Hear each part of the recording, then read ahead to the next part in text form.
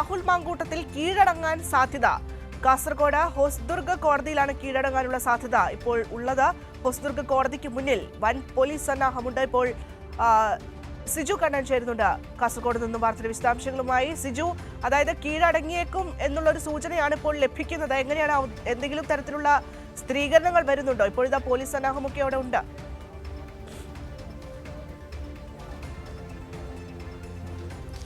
ബദ്ര, കാസർഗോഡ് കാഞ്ഞങ്ങാട് ഹോസ്ദുർഗ് കോടതിക്ക് മുന്നിലാണുള്ളത്. First class judicial magistrate കോടതിക്ക് മുന്നിൽ വലിയ പോലീസ് സന്നാഹം ഇപ്പോൾ ഉണ്ട്. ഇന്ന് രാഹുൽ മാങ്കൂട്ടത്തിൻ്റെ മുൻകൂർ ജാമ്യാപേക്ഷ തള്ളിയതിന് പിന്നാലെ രാഹുൽ മാങ്കൂട്ടം കോടതിയിൽ കീഴടങ്ങിയേക്കുമെന്ന വിവരം ലഭിച്ചിരുന്നു. അതിൻ്റെ അടിസ്ഥാനത്തിൽ ഇന്ന് ഉച്ച മുതൽ മാധ്യമങ്ങളും അതോടൊപ്പം തന്നെ പോലീസ് സംഘവും ഇവിടെ ഈ കോടതി പരിസരത്ത് ഉണ്ടായിരുന്നു.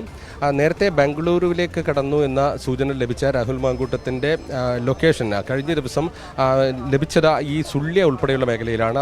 കേരളവുമായി കാസർഗോഡുമായി അതിർത്തി പങ്കിടുന്ന മേഖലകളിൽ രാഹുൽ മാങ്കൂട്ടത്തിൻ്റെ ലൊക്കേഷനുമായി ബന്ധപ്പെട്ട വിവരം ലഭിച്ചിരുന്നു എന്നാണ് മനസ്സിലാക്കുന്നത്. അതിൻ്റെ അടിസ്ഥാനത്തിൽ ഏറ്റവും അടുത്തുള്ള കോടതി എന്ന നിലയിൽ Kanhangad Hosdurg first class judicial magistrate കോടതിയാണുള്ളത്. ഇവിടെ രാഹുൽ മാങ്കൂട്ടത്തിൽ കീഴടങ്ങിയേക്കും എന്ന ഒരു വിവരമാണ് ലഭിക്കുന്നത്. അതിൻ്റെ അടിസ്ഥാനത്തിൽ ഇപ്പോൾ ഏറെ സമയം വൈകിട്ടും നാടകീയമായ രംഗങ്ങൾ ഇവിടെ നടക്കുന്നു. പോലീസ് കാഞ്ഞങ്ങാട് DYSP സുരേഷ് ബാബുവിൻ്റെ നേതൃത്വത്തിലുള്ള പോലീസ് സംഘമാണ് ഇവിടെ.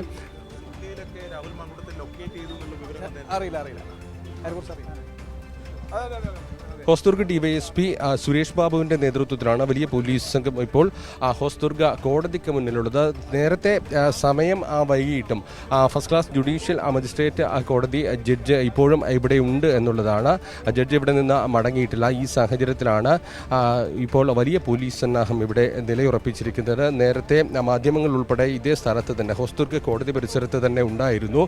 കോടതി സമയം ഏതാണ്ട് കഴിയുമ്പോഴാണ് പോലീസും മാധ്യമങ്ങളും എല്ലാം തന്നെ ഈ ഭാഗത്ത് നിന്ന് മടങ്ങിയത്. അതിനുശേഷം ഇപ്പോൾ വീണ്ടും വലിയ പോലീസ് സന്നാഹം, ഒരു ബസ്സിലുൾപ്പെടെ പോലീസ് സംഘം ഇവിടെ എത്തിയിട്ടുണ്ട്. അതോടൊപ്പം തന്നെ ഉന്നത പോലീസ് ഉദ്യോഗസ്ഥർ DYSP ഉൾപ്പെടെയുള്ള പോലീസ് ഉദ്യോഗസ്ഥർ ഇവിടെ എത്തിയിട്ടുണ്ട്.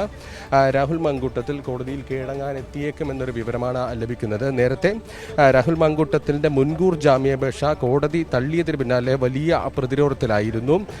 കോൺഗ്രസ് നേതാക്കൾ ഉൾപ്പെടെ വളരെ രൂക്ഷമായ ഭാഷയിലാണ് വിമർശിച്ചത്. അതിന് തൊട്ടു പിന്നാലെ കോൺഗ്രസ് നടപടിയെടുത്ത് രാഹുൽ മാങ്കൂട്ടത്തിനെ ഗത്യന്തരമില്ലാതെ പാർട്ടിയിൽ നിന്ന് പുറത്താക്കുന്ന സാഹചര്യവും ഉണ്ടായി. അതിനുശേഷം ഇപ്പോൾ രാഹുൽ മാങ്കൂട്ടത്തിൽ കീഴടങ്ങാൻ സാധ്യതയുണ്ട് എന്ന വിവരമാണ് ലഭിക്കുന്നത്.